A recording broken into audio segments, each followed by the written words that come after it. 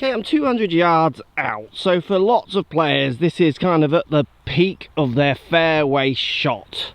So what I mean by that is they're pushing themselves to the limits here. You know, it's a free wood from the deck, those kind of ideas.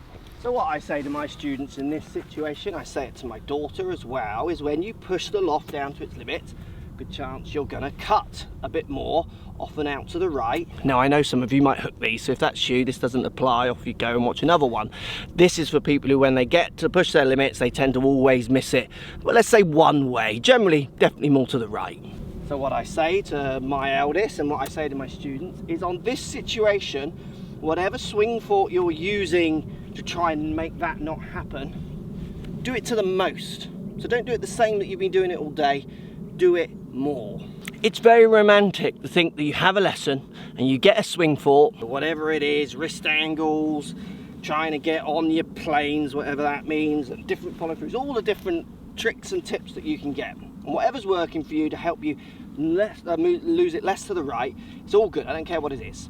But in this situation where you don't want it to leak, absolutely overdo it, do it more.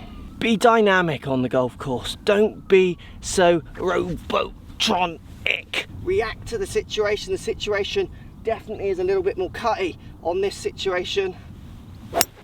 So hold on to it. Just hang on to it. Don't let it happen. Fight it.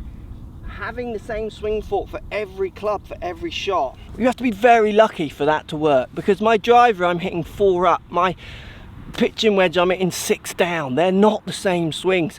My thoughts, my patterns, my shot dispersion changes, and sometimes I have to ramp my thoughts up to really hold on to the ball. And you give me plenty of loft, I can just do it a little bit and it works. Be dynamic with your thoughts, with your swing. The trouble with internet golf at the moment seems to be a lot about fixing. I don't think anyone ever fixes. I think you manage.